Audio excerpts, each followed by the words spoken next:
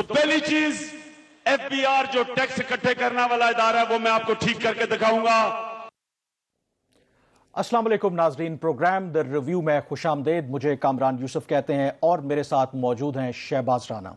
आज प्रोग्राम का आगाज हमने इमरान खान जब वो वज़ीर आज़म नहीं थे उनके एक क्लिप से किया, जिसमें वो वाज़े तौर पर कह रहे हैं कि वो जब वज़ीर आज़म बनेंगे तो एफबीआर में इस्लाहात लेकर आएंगे और उसके निज़ाम को बेहतर करेंगे। 2 साल उनको वज़ीर आज़म बने हो चुके हैं और शायद अभी तक वज़ीर आज़म और उनकी हुकूमत जो है कोशिश कर रही है कि एफबीआर को किसी तरीके से ठीक कर ले, क्योंकि आज की जो सबसे बड़ी खबर कि एक दफ़ा फिर हुकूमत ने एफबीआर के चेयरपर्सन को तब्दील कर दिया है। क्या वजूहात हैं इसकी, इतनी जल्दी में ये क्यों तब्दीलियां लाई जा रही हैं, उस पर बात करेंगे और उसके साथ साथ जिक्र करेंगे कि क्या कहीं ये इशारा तो नहीं है कि गवर्नमेंट की जो मुआशी टीम है ओवरऑल आइंदा आने वाले दिनों में हमें उनमें भी तब्दीलियां देखने को मिले। और आखिर में हम जिक्र करेंगे भारत और चीन के दरमियान जो सरहदी कशीदगी है। कल भारत के वज़ीर आज़म नरेंद्र मोदी ने अचानक लद्दाख का दौरा किया, जो इस बात की निशानदही करता है कि दोनों मुल्कों के दरमियान कशीदगी अपनी जगह बरकरार है। लेकिन प्रोग्राम का आगाज़ शहबाज, आज की बड़ी खबर एफबीआर के चेयरपर्सन की एक दफ़ा फिर तब्दीली।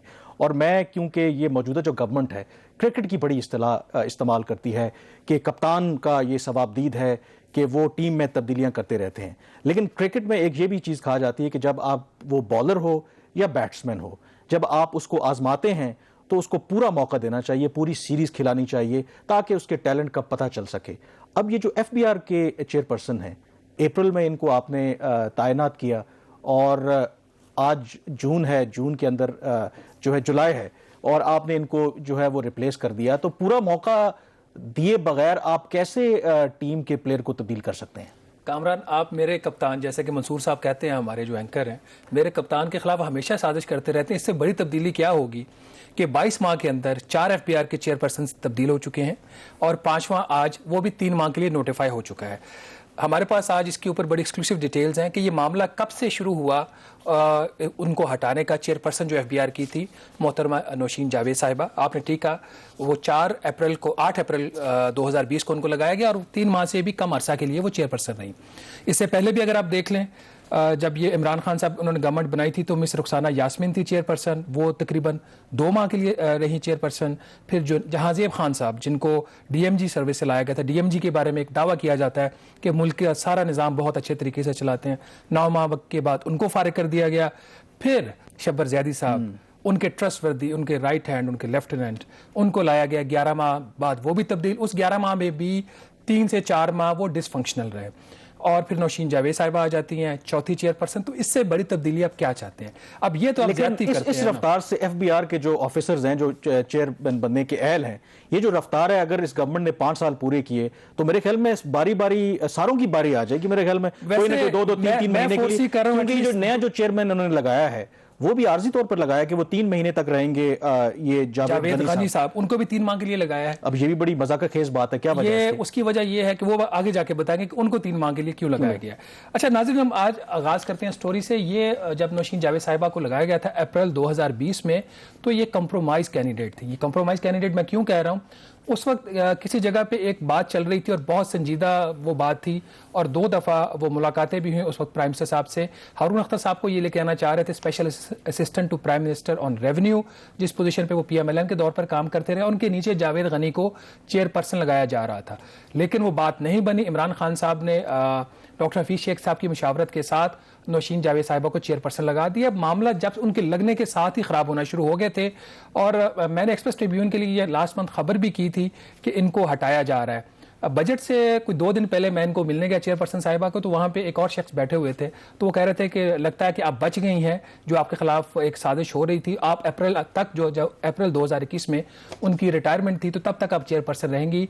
तो नौशीन जावेद साहिबा ने मेरी तरफ देखा तो मैंने कहा कि अभी आपके ऊपर खतरात के जो बादल है वो मंडला रहे हैं। कामरान, ये तो हो गया बैकग्राउंड। अब आ जाते हैं असल बात के ऊपर। असल बात यह है कि इनको क्यों हटाया गया। 2-3 बड़े फैक्टर्स बने इनको हटाने के, اور اگر انہی وجوہات کی وجہ سے آپ نے ہٹانا ہے تو میں آپ کو یہ بات لکھ کے دے سکتا ہوں ایز این اکنامک رپورٹر. میں 15 سال سے FBR کور کر رہا ہوں. نہ تو آپ آج سے 10 سال بعد 8,000 ارب روپے کے ریونیو تک پہنچ سکیں گے. عمران خان صاحب نے تو اس کو 2 سال میں ڈبل کرنا تھا. نہ ہی FBR کے اندر آپ اصلاحات لا سکیں گے, کیونکہ جو وجوہات ہیں وہ زیادہ تر ذاتی انا کی ہیں. وجوہات ہیں زیادہ تر اپنے ذات کی, اپنے کام کی, ٹیکس مراد کی. وجوہات یہ نہیں تھی کہ وہ نااہل تھی اور وہ کام نہیں کر پا رہی تھی. تو آپ مطلب آپ کی باتوں سے مجھے یہ لگ رہا ہے کہ وہ اصولوں پہ شاید کمپرومائز نہیں کر رہی تھیں, یا گورنمنٹ جو چاہتی تھی ان سے وہ شاید وہ ان کو اس طرح سے اکوموڈیٹ نہیں کر پا رہی تھی. کیا ایشو کیا ہے؟ دونوں وجوہات تھیں. ایک ان کا جو negative point as a chairperson تھا وہ یہ تھا, وہ she was a hot headed lady. ابھی بھی ان کو ہٹایا گیا تو ان کو ایک اچھی جگہ تو خیر اپنے کہتے, بٹ ایک فیڈرل سیکرٹری کا ان کو عہدہ دیا گیا ہے. ایک باعزت طریقے سے وہاں سے آؤٹ ہوئی ہیں وہ, کیونکہ وہ ان کا یہ خیال تھا کہ اگر ان کو چیئر پرسن ہٹایا گیا, کیونکہ اچانک تو ہوا نہیں, بہت ساری چیزیں چل رہی تھیں, تو وہ کسی اور جگہ پہ FBR میں جا کے کلامی ہوتی ہے. معذرت کے ساتھ عزت والا آپ کہہ رہے ہیں کہ ایک شخص FBR کا چیئر پرسن رہا ہو, FBR میں نوکری کی ہو, اس کو آپ سیکرٹری لگا دیں national heritage and cultural division کا. مطلب کیا یہ کیا گڈ گورننس ہے؟ کہاں آپ ریونیو, کہاں FBR اور کہاں, مطلب یہ بھی ہماری گڈ گورننس کے معاملات ہیں کہ اسپیشلائزڈ کچھ لوگ ہوتے ہیں نا کہ آپ اٹھا کے کہاں پہ لوگوں کو پھینک دیتے ہیں. تو میرے حساب سے تو ان کو, میرے خیال میں اگلے سال انہیں ریٹائر بھی ہو جانا ہے, تو ایک اصطلاح استعمال کرتے ہیں, ان کو بس سائڈ لائن کر دیا گیا. یہ بات ٹھیک ہے, سائڈ لائن کیا گیا, لیکن وہ ان کو وہاں پہ کوئی ایز اے ممبر نہیں لگایا گیا اور ان کے اوپر کسی اور کو چیئر پرسن نہیں بٹھایا گیا. ان کے لیے ایک باعزت اس لیے ہے کہ دوسری آپشن یہ تھی کہ شاید وہ پھر سروس میں نہ رہتی, یا وہ پری میچور ریٹائرمنٹ لے لیتی, یا وہ لیو پہ چلی جاتی, کیونکہ 10 ماہ ویسے اصل سٹوری پہ آ جاتے ہیں. میں ناظرین یہاں پہ کچھ نام ہے وہ نہیں لوں گا, اس کی وجہ بڑی ظاہر ہے کہ ہم نام لیں گے تو پھر ان کے ورژنز بھی لینے پڑیں گے. اشاروں میں آپ کو پوری کہانی میں بتا دیتا ہوں یہ ہوا کیا ہے. یہ کوئی 5 لوگ تھے جو کام کر رہے تھے ان چیئر پرسن کے عہدے سے ہٹانے کے لیے. ایک یہ فیکٹر تھا, اور اس کے علاوہ کچھ جھگڑے تھے ٹیکس مراد دینے کے اوپر. جو بجٹ ابھی پاس ہوا ہے اس میں وہ مراد تو لوگوں کو مل گئیں, لیکن کچھ ان کے ذہنوں کے اوپر کچھ تلخیاں رہ گئیں, جس کا نتیجہ پھر آج ان کی ریموول کی صورت میں ہوا. اس میں ایک بندہ جو تھا FBR سے ریٹائرڈ ہے, FBR کے شاید 4th فلور پہ بیٹھتے ہیں وہ, اور ایک جو ہے وہ FBR کے 3rd فلور کے اوپر ہی بیٹھتے ہیں. ایک اس میں ایسے شخص ہیں جو پرائم منسٹر کے وہ کیبنٹ کا حصہ ہے, الیکٹڈ نہیں ہے, اور ایک شخص تھے جو ان سب کو اوپر سے چلا رہے تھے, وہ پرائم منسٹر کے آفس سے تھے. تو معاملات ان کے بہت ساری چیزوں کے اوپر گیو اینڈ ٹیک ہو رہے تھے, نہیں آگے بڑھ رہے تھے. اس کے علاوہ جو بہت بڑا جو مسئلہ بنا, جس کے اوپر بہت مواقعوں کے اوپر تلخیاں بھی ہوئیں, وہ تھی ٹیکس مراد. یہ کون سی مراد تھیں جس کی وجہ سے ایک جھگڑے چل رہے تھے؟ اس میں جو سب سے بڑا ایک ایشو تھا وہ کنسٹرکشن پیکج جو پرائم منسٹر نے ٹیکس ایمنسٹی دی تھی, اس کو فردر ریلیکس کیا جانا تھا, جس کے اوپر حفیظ شیخ صاحب جو ہمارے ذرائع کہتے ہیں وہ بھی ایگری نہیں تھے, FBR کے لوگ بھی ایگری نہیں تھے, کیونکہ اس کے اوپر IMF کے پروگرام کی امپلیکیشنز تھیں. تو ان کو 12 جون کو بجٹ آیا, اور 11 جون کو یہ فائنلی پھر فیصلہ ہوا. جب بہت زیادہ دباؤ آیا تو اس کنسٹرکشن پیکج کو جو فائنانس بل حماد اظہر صاحب نے لے کیا پارلیمنٹ کے اندر, اس میں شامل کیا گیا. دوسری وجہ جس کے اوپر کامران کے بھی تھوڑے سے اس کے اوپر بات کریں گے, وہ ہے جو جسٹس قاضی فیض عیسیٰ صاحب کا کیس ہے. وہ بھی ایک محرکات میں سے جو ہیں, ایک وہ ہو سکتی ہیں, کس حد تک افیکٹو ہو سکتی ہیں, لیکن اس میں جو چیئر پرسن FBR کا رول تھا وہ بہت محدود تھا, کیونکہ اس کیس کو جو ڈائریکٹلی ہینڈل کر رہے تھے وہ ڈائریکٹر جنرل انٹرنیشنل ٹیکسز ہیں, وہ دیکھ رہے تھے. اور وہ آج کل ان کے پاس جو ہے وہ ایک دوسرا بہت بڑا چارج ہے, وہ ہے ممبر FBR operation in land revenue, جو چیئر پرسن FBR کے بعد موسٹ امپورٹنٹ پوزیشن ہوتی ہے. 80 to 85% FBR کا ریونیو اس پوسٹ کے ذمہ ہوتا ہے. وہ دونوں چارج ایک ہی شخص کے پاس ہیں, تو وہ زیادہ تر جو قاضی فیض عیسیٰ صاحب والا کیس تھا وہ دیکھ رہے تھے. تیسری جو بڑی وجہ تھی, کچھ ٹیکس مراد تھیں جس میں لمز یونیورسٹی کو ٹیکس مراد پرماننٹلی دی گئی. پھر ایک فاؤنڈیشن یونیورسٹی تھی, اس کو ٹیکس مراد دی. یہ جو فاؤنڈیشن یونیورسٹی والا جھگڑا تھا یہ بہت آگے تک جا چکا تھا, اور فاؤنڈیشن یونیورسٹی کو جو ٹیکس میں چھوٹ دی گئی اس بجٹ میں, 29 جون کو بجٹ پاس ہوتا ہے پارلیمنٹ سے, اور غالباً 28 جون یا 29 جون کو جب وہ فائنل بل پرنٹ ہوتا ہے پارلیمنٹ میں لے ہونے سے پہلے, تب یہ اس میں ایڈ ہوتی ہے. ایک اور جھگڑا تھا نیا پاکستان ہاؤسنگ اتھارٹی کے ٹیکس مراد کا, وہ بھی فائنلی ایڈ ہو جاتی ہے. اور کامران ایک جو بہت بڑی وجہ تھی, جو FBR کے اندر ایڈمنسٹریٹو معاملات تھے, جو چیئر پرسن تھی ان کو اس بات کا اختیار نہیں تھا کہ وہ اپنی مرضی سے ٹرانسفر اینڈ پوسٹنگز کر سکتی. یہ بہت بڑی بات تھی.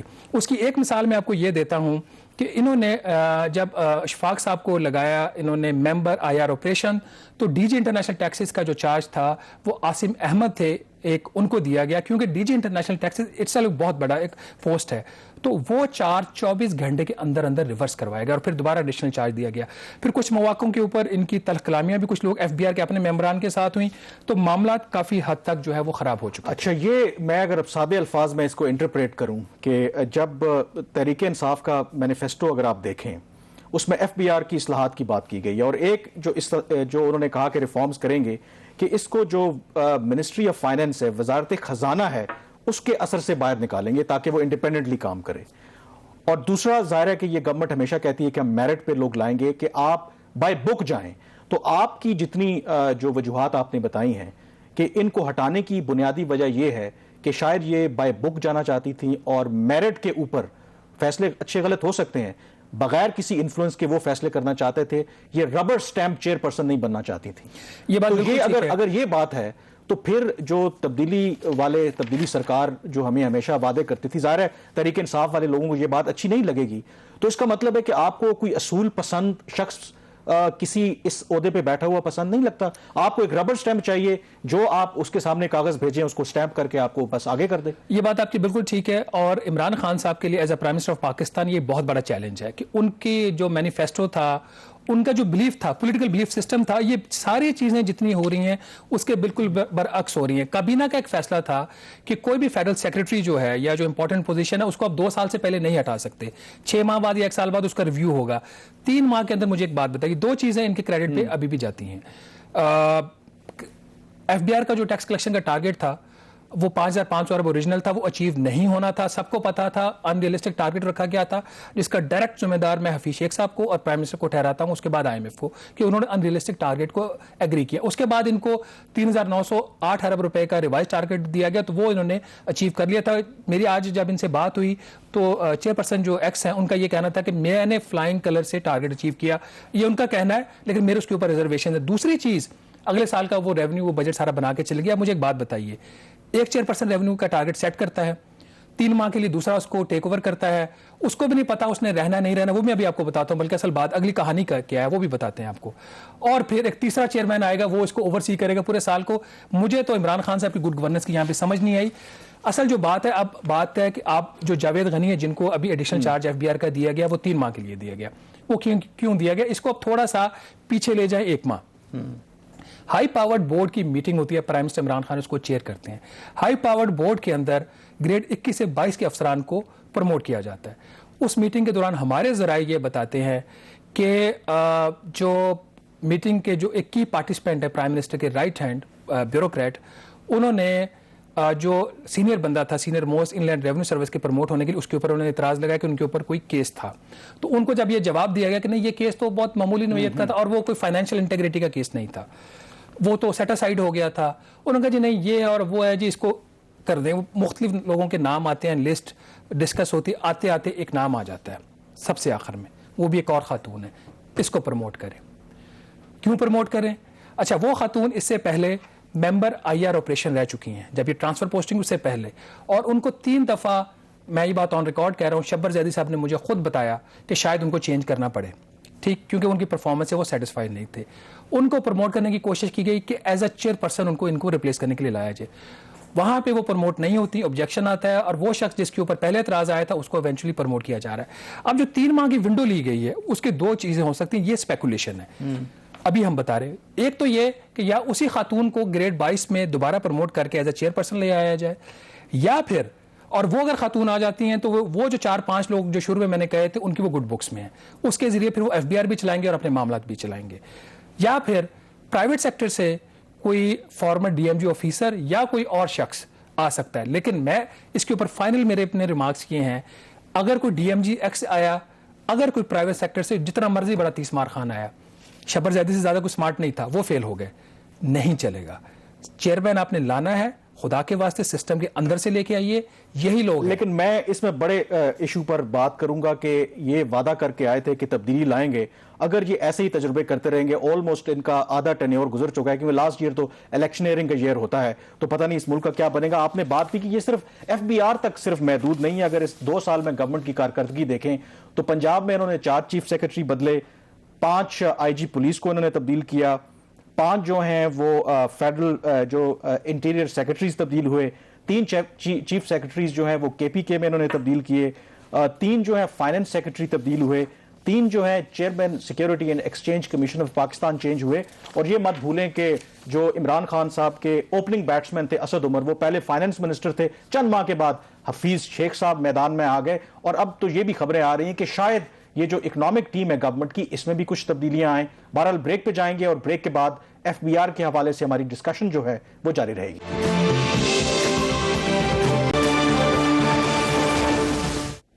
جی ناظرین, پروگرام دا ریویو میں ایک دفعہ پھر آپ کو خوش آمدید. ہم آج ذکر کر رہے ہیں پرائم منسٹر عمران خان صاحب کا جو FBR میں اصلاحات کا ایجنڈا تھا وہ کس حد تک کامیاب ہوئے, ابھی تک FBR کے معاملات کیسے چل رہے ہیں. ہم اس وقت لاہور اسٹوڈیو سے جوائن کر چکے ہیں ڈاکٹر حامد عتیق سرور صاحب, یہ اسپوکس مین FBR کے اور یہ ممبر ان لینڈ ریونیو پالیسی ہے. پاکستان کا جو بجٹ بنتا ہے, جو فائنانس بل ہر سال پارلیمنٹ میں لے ہوتا ہے, وہ رسپانسبلٹی ہوتی ہے ممبر FBR ان لینڈ ریونیو پالیسی کی. تو یہ سب سے کی بندے سمجھے جاتے ہیں FBR میں. ڈاکٹر صاحب آپ کو شو میں خوش آمدید. ہم نے پہلے بھی ایک دفعہ آپ کو شو میں لینے کی کوشش کی تو اس دن شبر زیدی صاحب فارغ ہو گئے. آج ہم نے آپ کو شو میں مدعو کیا تو آج نوشین جاوید صاحبہ ان کو ریموو کر دیا گیا. یہ ہمارے شو میں آپ کے آنے کے ساتھ کوئی چیئرپرسن FBR کا کوئی تعلق تو نہیں ہے؟ پتہ نہیں جی, پچھلی دفعہ میں نہیں آیا تھا, اب میں آ گیا ہوں. اب میرے خیال بدلنے بند ہو جائیں گے شاید چیئرمین. اچھا چلیں جی, اچھے کی امید کرتے ہیں. ڈاکٹر صاحب پہلا سوال آپ سے یہ کہ پاکستان کا جو بھی IMF کا پروگرام آیا ہے اس کے اندر جو ایک سب سے امپورٹنٹ چیز ہوتی تھی, جو ٹیکس مراد دی جاتی تھی, ان کو وڈرا کرنا تھا. ہم نے جو PMLN کے ٹائم پہ پروگرام تھا اس میں بھی اچھی خاصی ٹیکس مراد ہم نے وڈرا کی, ابھی پھر ہم نے پہلے سال کی. لیکن اس سال جو اکنامک سروے چھپا اس کے اندر تقریباً کوئی 1150 ارب کی مزید ٹیکس مراد جو ہیں وہ دی گئیں اس سال میں. تو کیا وجہ ہے, جو مراد تو یہ ماضی میں دی گئی تھی, یہ حکومت باوجود اس کے کہ پرائم منسٹر صاحب کا پرسنل انٹرسٹ ہے اس چیز میں, یہ ٹیکس مراد وڈرا کیوں نہیں ہوئی؟ جی, جس وقت یہ گورنمنٹ آئی ہے اس وقت تقریباً 1400 سے 1500 ارب روپے کی مراد تھیں. ان میں سے پچھلے سال کے بجٹ میں 350 بلین کی مراد ختم کی گئیں اور اب 1150 بلین کی مراد جو ہیں تقریباً برقرار ہیں. ان میں سے 501 ارب کی تو ایسی ہیں جو کہ جو لوور کلاسز ہیں ان کی فوڈ کی, شیلٹر کی, میڈیسن کی, وہ تو شاید کبھی بھی ختم نہیں ہوں گی اور نہ ہی ان کو ہونا چاہیے. روٹی, کپڑا, مکان, دوائی, صحت, تعلیم, یہ 6 چیزوں کی ٹیکسیشن جو ہے وہ ساری دنیا میں اس کو نہیں کیا جاتا. لیکن میرا خیال ہے کہ ابھی بھی 300-350 ارب روپیہ ایسا ہے کہ جو مراد آہستہ آہستہ ہم ختم کر سکتے ہیں جو ہی ہمارے اکنامک حالات تھوڑے سے بہتری کی طرف جانا شروع ہوں. تو ڈاکٹر صاحب لیکن یہ جن برات کی ابھی شہباز بھی ذکر کر رہے تھے, اگر 2 سالوں میں دیکھیں تو تقریباً یہ 2100 ارب سے زائد جو ریونیو ہمیں حاصل ہو سکتا تھا وہ نہیں ہوا. آپ کہہ سکتے ہیں کہ ہمیں اس کا نقصان ہوا. تو یہ بنیادی طور پر کیا یہ پولیٹیکل ڈیسیجن ہوتا ہے اس کے پیچھے جب اس طرح کی کنسیشنز آپ دیتے ہیں؟ جی, یہ کنسیشنز بہت عرصے سے, بڑے لمبے عرصے سے چل رہی ہیں. فار ایگزامپل پاور سیکٹر کی کنسیشنز ہیں, اس میں 1996 کی پالیسی ہے, 94 کی, اس کے بعد 2003 کی پالیسی ہے, 13 کی پالیسی ہے. اب پاور سیکٹر تقریباً ہاف سے لے کے 1% آف GDP تک ہے. اس کو اب 30 سال کی ایگزمپشنز اگر ہم نے ماضی میں اس طرح سے دی ہیں کہ بیکاز اس سے پہلے پاور میں کوئی آنا نہیں چاہتا تھا. اسی طرح سے ملتی جلتی بہت ساری ہیں, کچھ ان میں سے آسانی سے ختم ہو سکتی ہیں, کچھ مشکل سے ختم ہو سکتی ہیں. ایک دفعہ مراد دے دی جائیں ان کو واپس لینا مشکل ہوتا ہے. لیکن میں نے بتایا کہ پچھلے سال جب IMF کا پروگرام شروع ہوا ہے تو اس گورنمنٹ نے تقریباً 350 ارب روپے کی مراد واپس لیں, اور میرا خیال ہے کہ ابھی اتنی کی اور مراد ہیں جو اگلے 2 سال میں ہم ایسی جو کہ انیکویٹیز کریٹ کر رہی ہیں, ایسی جو کہ نان کمپٹیٹیونیس کریٹ کر رہی ہیں, ایسی جو کہ A کو ملی ہوئی ہے مراد اور B کو نہیں ہے جب دونوں ایک جیسے بزنس کر رہے ہیں. یہ خرابیاں جو آہستہ آہستہ دور ہوں گی اور انشاءاللہ آپ دیکھیں گے کہ اگلے سال ہم ان میں سے کافی ساری چیزوں سے جان چھڑا چکے ہوں گے. اچھا ڈاکٹر صاحب, بجٹ کے اندر ایک جو بہت اہم ایشو تھا جس کے اوپر FBR کا بھی ایک موقف تھا, وہ ایشو تھا کہ جو کیپٹل گینز ٹیکس کا جو ایک ریڈیوس ریٹ ہم نے آفر کیا ہوا ہے لسٹڈ کمپنیز کو, تاکہ جو کمپنیاں ہیں وہ اسٹاک ایکسچینج پہ لسٹڈ ہوں, وہ ڈاکومنٹیشن کی طرف آئیں, اور اس کو انکریج کرنے کے لیے آپ نے جو ہے CGT کا ایک ریڈیوس ریٹ دیا تھا. وہی جو آپ نے جو آفر ہے, جو انسینٹیو ہے, وہ آپ نے جو باقی پبلک کمپنیز ہیں ان کو دے دیا ہے. تو پہلے آپ لوگ اس کی مخالفت کر رہے تھے, کیا یہ ایگزمپشن اور جو کنسیشن ہے یہ باقی کمپنیوں کو دینا جائز ہے؟ آپ لوگوں نے FBR نے اپنا موقف اس کے اوپر کیوں چینج کیا؟ جی موقف چینج نہیں کیا، اس میں جو صرف اتنا ہوا تھا کہ ایک فیصلہ آیا تھا سندھ ہائی کورٹ کا جس کے متعلق 2-3 انٹرپریٹیشنز چل رہی تھیں، ان کو ہم نے اس کے متعلق اسپیکولیشن کو ختم کیا. یعنی ہم نے یہ رعایت صرف لسٹڈ کمپنیوں کو دی ہے کہ اس کے شیئرز کے اوپر جب سیل ہوں تو اس کے اوپر 15% ٹیکس لگے گا. اس سے پہلے ہو یہ رہا تھا کہ جب یہ مختلف فیصلے آ رہے تھے تو اس میں کنفیوژن کریٹ ہو رہا تھا کہ یہ اب کہا گیا ہے کہ یہ جب بکتے وقت سیکیورٹی ہونا اس کا ضروری نہیں، اس کو خریدتے وقت سیکیورٹی. یعنی کوئی آدمی 2003 میں اگر کمپنی بناتا ہے پرائیویٹ لمیٹڈ، اس کو 14 میں اس کو لسٹ کر لیتا ہے، 19 یا 20 میں بیچتا ہے تو اس کے اوپر ریٹ 25% لگ رہا تھا، جبکہ اس کے برابر کی دوسری لسٹڈ کمپنی جو تھی اس کے اوپر 15% تھا. سو یہ دوسری کمپنیوں پہ ایکسٹینڈ نہیں کیا گیا، صرف ان کمپنیوں پہ جو کہ پرائیویٹ سے پبلک کنورٹ ہو کے لسٹ ہو چکی ہیں، ان کی جب سیل ہو تو وہ تو لوگ پبلک جنرل پبلک کر رہی ہوتی ہے اس کو سیل، اس کے اوپر ہائر ریٹ لگنا جو ہے وہ کنفیوژن کریٹ کر رہا تھا. اس کو ہم نے یونیفارم کیا ہے. ہم نے وہ بات اس کو نہ ریٹروسپیکٹیولی اپلائی کیا ہے. پچھلے سالوں میں جو معاملات عدالتوں میں زیر بحث ہیں وہ وہیں رہیں گے، وہیں فیصلے ہوں گے. ہم نے صرف آج سے آگے چلتے ہوئے یہ کہا ہے کہ بکتے وقت جو چیز پبلک لسٹڈ کمپنی ہوگی اس کے شیئرز کی ٹریٹمنٹ اسی طریقے سے کی جائے گی جیسے کہ تمام لسٹڈ کمپنیوں کی جاتی ہے. ڈاکٹر صاحب ایک اور ایشو جو ڈاکیومنٹیشن آف اکانومی ہے، مثلا اس بجٹ میں پہلے یہ تجویز کیا گیا تھا کہ کوئی بھی شخص اگر اس جو ان رجسٹرڈ جو ٹیکس اتھارٹیز کے ساتھ رجسٹرڈ نہیں ہیں ان کو اگر 10 کروڑ سے زائد مالیت کی چیزیں جو ہیں وہ بیچ نہیں سکتا. لیکن جو فائنل بل جو فائننس پاس ہوا اس میں اس تجویز کو وڈرا کر دیا گیا. تو اس کی کیا وجہ ہے؟ پھر ہم اس طرح ڈاکیومنٹیشن کیسے کریں گے کہ جب تجاویز آئیں گی پھر ان کو ہم وڈرا بھی کر لیں گے؟ جی بالکل وڈرا نہیں کیا گیا. اس کے اندر جو ہے وہ سیل ٹیکس میں تو یہ چیز مارچ سے موجود ہے، انکم ٹیکس میں بھی ہم لے کے آئے تھے. صرف اس کا یہ تھا کہ ہم نے لکھا تھا کہ اگر کوئی ایسا نہیں کرے گا تو اس کے 20% جو ہے خرچے وہ ایڈ بیک ہو جائیں گے. وہ جب انوملی کمیٹی کے سامنے آیا انہوں نے کہا یہ بہت زیادہ ہیں، شاید اس سے بھی زیادہ ہو جائیں جتنی ان رجسٹرڈ کو سیل ہے. تو پھر ہم نے اس کو کم کر کے 10% کیا ہے. دوسرا کام یہ کیا ہے کہ اس کو 1 جولائی کے بجائے 3 مہینے کا وقت دیا ہے 30 ستمبر تک کا کہ لوگ اب رجسٹرڈ لوگوں کو بیچنا شروع کر دیں، کیونکہ بزنس کے جینوئن کنسرن تھے کہ ہم آج جن چیزوں سے سودا کر چکے ہیں لوگوں سے ان کو کیسے رجسٹریشن پہ مجبور کریں. تو انہیں 3 مہینے کا ٹائم دیا ہے. نہ ہم نے اس کو وڈرا کیا، صرف اس کو ریشنلائز کیا اور کچھ نہیں کیا. اچھا ڈاکٹر صاحب آپ ہمارے ساتھ ہی رہیے گا، ہمیں یہاں پہ ایک چھوٹی سی بریک لینی ہے اور بریک کے بعد یہیں سے ڈسکس جاری رکھیں گے.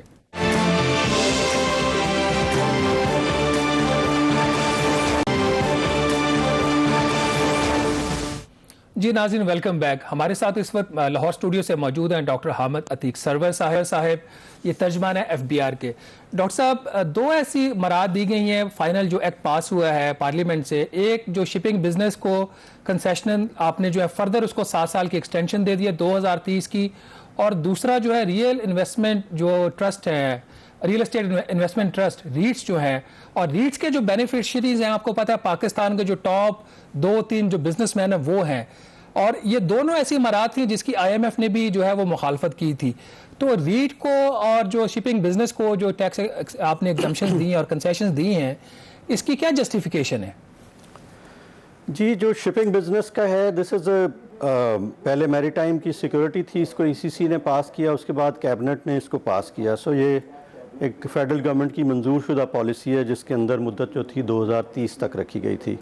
اس کے اوپر تھوڑی سی ڈسکشن چل رہی تھی کہ کیا ہم اس کا جو ہے وہ ٹائم لیمٹ ابھی رکھیں 2023 تک، ایک جو فنڈ پروگرام کے اینڈ تک ابھی رکھ لیں اور اس کے بعد اس کو ایکسٹینڈ کریں، یا یہ اس کو اسٹریٹ اوے ادھر لے جائیں. جنرلی جو ہے وہ یہ پالیسی ایسی ہے جس میں انویسٹمنٹ اس وقت تک نہیں آ سکتی جب تک آپ لانگ ٹرم اس میں کم از کم 10 سال کا نہ دیں، کیونکہ سارے ہمارے پاس نان ریزیڈنٹ شپنگ کمپنیاں تو ہیں لیکن پاکستان کی جو نیشنل شپنگ کارپوریشن ہے یا پاکستان کے لوگوں کی جو شپنگ کمپنی ہیں ان کو جب تک ہم پریفرینشیل ریٹ تھوڑا سا نہ دیں ہمارے ہاں شپنگ بزنس بڑھ نہیں سکتا. اور چونکہ اس میں بے تحاشا انویسٹمنٹ انوالوڈ ہے جس کے پے بیک پیریڈ 3 سال میں پورا نہیں ہوتا، تو اس لیے فیڈرل گورنمنٹ یا کیبنٹ کے ڈیسیژن کے مطابق ہم نے اس کو 23 کی بجائے 30 کر دیا. سو اس کو ایکسٹینڈ نہیں کیا گیا. یہ آپ پالیسی جو ہے وہ فیڈرل گورنمنٹ کی ویب سائٹ پہ بھی دیکھ سکتے ہیں. دوسری بات جو آپ نے کی ہے جو ریٹ والا ایک ہے ریٹ پہ، ریٹ جو ہے وہ آپ درست کہہ رہے ہیں کہ فی الحال اس میں ایکسپوجر جو ہے وہ تھوڑا ہے. اس کو ان میں سے ایک ریٹ جو تھی 2020 میں ختم ہو رہی تھی, ایک کو 2021 میں ختم ہونا تھا, تو انیشل فائنانس بل میں دونوں کو 21 کر دیا گیا. اگین اس میں ایشو صرف یہ ہے کہ ہم چاہتے ہیں کہ اس کو ریئل اسٹیٹ جو ہے وہ یونٹس کی صورت میں, کسی کے آدمی کے پاس 1 کنال کی اگر جگہ ہے تو وہ بھی شامل ہو سکے, بڑی اپنے ساتھ دے دے اس کو پلاٹس کسی اور کو, اور ان کا ایک شیئر بن جائے اور اس کے اوپر وہ اس کو پروفٹس ہوں. یہ ابھی ماڈل جو ہے دوسرے ملکوں میں سکسیسفلی چل رہا ہے, ہمارے ملک میں 1-2 سے زیادہ نہیں بن سکی. صاحب یہ قطع کلامی کی معذرت, اس کو 6-7 سال ہو گئے ہیں اور صرف 2-3 لوگ اس کے بینیفیشری ہیں.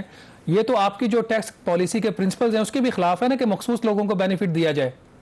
جی مخصوص لوگوں کا نہیں, یہ بینیفٹ آپ کو پتہ ہوگا پچھلے سال ختم ہو چکا ہے, ان دا سینس کہ اس میں جو ساری جتنا بھی ٹیکس کا بینیفٹ تھا وہ یہ تھا کہ 10% جو ہے وہ اگر آپ اپنے پاس رکھ کے خرچے اور 90% اگر ڈیویڈنڈ کی صورت میں دے دیں تو آپ کی انکم 0 ایگزمپٹ ہو جاتی تھی. وہی ایگزمپشن ایکسٹینڈ کی گئی ہے. باقی 90% پہ 15% ٹیکس تھا, اس کو ہم نے بڑھا کے پچھلے سال 25% کر دیا ہوا, جس is very close to company اور اے او پی کے ریٹ کے قریب چلا گیا ہوا ہے. لہٰذا میرا نہیں خیال کہ اس میں کوئی ٹیکس انسینٹیو برقرار ہے اس میں. اور یہ جو کنسٹرکشن سیکٹر کا پیکج آنے کے بعد مجھے نہیں اندازہ کہ کوئی اور ریٹ اس میں آئے گی, کیونکہ وہ پیکج اتنا زیادہ بینیفیشل ہے کہ nobody will join the rate business. بہرحال ان کا چونکہ لانگ ٹرم بزنس ہے اور ہم اپنے وعدوں سے پیچھے نہیں ہٹنا چاہتے, اور جو 6 پائپ لائن میں ریٹس ہیں ان کو گو تھرو کرنے کے لیے انہیں یہ چاہیے تھا, تو ہم نے ان کو 2023 تک اس میں مراد دی ہے. اچھا ڈاکٹر صاحب, اس بجٹ میں کچھ جو تعلیمی ادارے ہیں مثلاً لمز ہے, فاؤنڈیشن یونیورسٹی ہے فوجی فاؤنڈیشن کی, ان کو انکم ٹیکس کے حوالے سے مراد دی گئی ہیں. اب سوال یہ ہے کہ کیا قانون کی نظر میں تو ظاہر ہے کہ سارے برابر ہیں, کیا ہم اس طرح ڈسکرمنیٹ کر سکتے ہیں کہ چند اداروں کو صرف مراد دیں؟ اگر مراد دینی ہے تو پھر ساروں کے لیے ہونی چاہیے. جی جہاں تک لمز کا تعلق ہے تو یہ مراد ان کی پارٹ 4 سیکنڈ شیڈول میں پہلے سے موجود تھی. ہم نے اس کو صرف ری لوکیٹ کیا ہے ایک اور ریگولیٹڈ انوائرمنٹ میں. اس سے پہلے ان کو فرض کر لیا گیا تھا کہ یہ فلاحی ادارہ ہے, اب ان کو ہر 3 سال بعد جا کے اپنا آڈٹ کروانا پڑے گا یہ ثابت کرنے کے لیے کہ وہ فلاحی ادارہ ہیں. فاؤنڈیشن یونیورسٹی کی ایڈیشن اور باقی ایک پیرٹی لانے کے لیے کہ education all over the world, امریکہ میں بھی یا تو گورنمنٹ کی گرانٹ سے چلتی ہے یا پھر نان پروفٹ آرگنائزیشنز ان کو چلاتی ہیں. سو ہمیں ایجوکیشن اور ہیلتھ سیکٹر میں تھوڑی سی اس کی دیکھنی پڑتی ہے کہ اس کو کیسے چلانا ہے. لیکن یہ سارا کچھ جو ہے جتنی مراعات ہیں 30 جون 21 کو تمام کی تمام ختم ہو جائیں گی, اور سب لوگ جو ہیں وہ نارمل طریقے سے. یہ تو ایک ایسا چیپٹر کھل جائے گا. اب جو فاؤنڈیشن یونیورسٹی ہے وہ گورنمنٹ اون تو ہے نہیں جی, پھر اگر اس آپ میرٹ کے اوپر جائیں گے تو پاکستان میں بڑی بڑی یونیورسٹیز ہیں, اب ان کو بھی ایگزمپشن دینا پڑے گی. اب اگر یہ تو ایک ڈسپیرٹی نہیں آپ نے پرماننٹلی کریٹ کر دی. میرا نہیں خیال کہ کوئی یونیورسٹی بھی ابھی باقاعدہ جو نان پروفٹ آرگنائزیشن ہے ایسی یونیورسٹی, یا گورنمنٹ کی ساری یونیورسٹیاں تو ٹیکس ایگزمپٹ ہیں, جی آئی کے بھی ایگزمپٹ ہے, اس کے بعد یہ فاؤنڈیشن بھی ایگزمپٹ ہے, لمز بھی ایگزمپٹ ہے. اس طرح کے جتنے بھی ادارے ہیں جو یہ ثابت کر دیں کہ ہم آئی بی اے ایگزمپٹڈ ہے. جی آئی بی اے ایگزمپٹڈ ہے. آئی بی اے کی ایگزمپشن کراچی یونیورسٹی کا پارٹ ہے. آئی بی اے تو کراچی یونیورسٹی چونکہ ایگزمپٹ ہے تو وہ بھی ایگزمپٹ ہوگی, وہ تو سرکاری اداروں میں آتی ہیں, سو ان کی ایگزمپشن برقرار ہے. ان میں سے ڈاکٹر صاحب اب آ جاتے ہیں اگلے سال کا جو آپ کا ٹیکس کا ہدف ہے جی 4,963 ارب روپے کا. جی, اور آپ جب senate standing committee on finance میں وہاں پہ پروسیڈنگز چل رہی تھی بجٹ کے اوپر, تو آپ نے فرمایا تھا کہ یہ اس چیز کے اوپر ڈیپینڈنٹ ہے کہ 1 اکتوبر 2020 کو پاکستان کی جو اکانومی ہے وہ ریوائیو ہو جائے گی. جی, تو آپ کیا دیکھتے ہیں, حالات کیسے ہیں؟ ابھی بھی آپ کی وہی اسیسمنٹ ہے یہ ٹارگٹ اچیو ہو جائے گا, اکانومی ریوائیو ہو جائے گی, یا اس پہ نظر ثانی کرنے کی ضرورت ہے؟ جس کی جو کوارٹر وائز ہم نے بریک اپ بنایا ہے اس میں پہلے کوارٹر میں ہم نے 940 ارب کا ہدف رکھا ہے, اور ہمارا خیال ہے کہ یہ 275 اور اس کے بعد 350 کے قریب جو ایک اور آئے گا, تو اس کے بعد ہم یہ بجٹ کر لیں گے 940 تک. سو ستمبر کا جتنا گیپ آنا تھا وہ ہم نے اپنے بجٹ کر لیا ہوا ہے. اس کے بعد جو ہے بچے گا 4000 ارب روپیہ بچے گا, اور 3 کوارٹر بچیں گے آپ کے, تقریباً 1333 کے قریب ہماری ہر کوارٹر کی آ رہی ہے, جس میں سے آبویسلی جون کوارٹر تھوڑا ہیوی ہوتا ہے. یہ تو اب اللہ کو ہی پتہ ہے کہ یہ کووڈ کیسی سچویشن کریٹ کرتا ہے, لیکن اب تک جو ہے بڑی حوصلہ افزا صورتحال لگ رہی ہے کہ بزنسز تقریباً تمام کے تمام کھلے ہوئے ہیں, سوائے ہوٹل بزنس کے, ریسٹورنٹس کے, ان کا بھی جو ہے وہ ٹیک اوے چل رہا ہے, لیکن شادی ہال, ایئر لائنز, ان کے علاوہ باقی جو ہیں ہم اتنے بھی سوفسٹیکیٹڈ ہوئے ہی نہیں تھے کہ ہمیں اتنا لاس ہوتا. تو امید یہی ہے کہ اگر اکانومی 1 اکتوبر سے واپس پہ آ جائے تو ہم بجٹ کر لیں گے. اگر نہ آئی تو پھر تو آپ لازمی بات ہے خرچے ہی کنٹرول کرنے پڑیں گے اگر شیئر ٹیکس ہم پورا نہیں کر سکتے. اچھا آخری سوال ڈاکٹر صاحب, پچھلا بھی جو ٹارگٹ تھا ریونیو پہلے 5,500 ارب کا, وہ بھی لوگ کہتے تھے ان ریئلسٹک تھا, پھر کرونا کی وجہ سے وہ ریوائز کرنا پڑا. لیکن فرض کریں کہ اگر یہ کووڈ-19 والی سچویشن نہ ہوتی تو پھر ایف بی آر کتنا ٹارگٹ اچیو کر لیتا؟ جی ہماری جو سیکنڈ کوارٹر جو امپورٹ کمپریشن کے بعد ہم نے حساب لگایا تو وہ 4803 تھا, اور ہم 4803 جو ہے کووڈ نہ آتا تو یا تو کر چکے ہوتے یا اس کے بہت قریب. ہمارے ورسٹ اندازے بھی جو تھے وہ 4550 کے تھے. سو 45,500 واز بالکل آن دا کارڈز تھا اگر ہم اسی سپیڈ سے چلتے جس سے گروتھ آ رہی تھی. اگر فالتو گروتھ آ جاتی تو ہمارا 4700-4800 کے قریب بھی ہم پہنچ سکتے تھے. سو پوٹینشیل از دیئر, بس یہ ہے کہ اکانومی واپس آ جائے تو شاید اس سال کا بجٹ اتنا بڑا مشکل نہ ہو. چلیے ڈاکٹر صاحب بہت شکریہ آپ کے ٹائم کا, اپنی آراء سے ہمیں آگاہ کیا. ناظرین یہاں پہ ہم ایک چھوٹی سی بریک لیں گے, بریک کے بعد واپس آئیں گے تو ہم بات کریں گے بھارتی وزیر اعظم کے ایک ہسپتال کے دورے کی, اس کی حقیقت کیا ہے اور اس کی فارن پالیسی امپلیکیشن چائنا اور پاکستان کے لیے کیا ہے. Stay with us.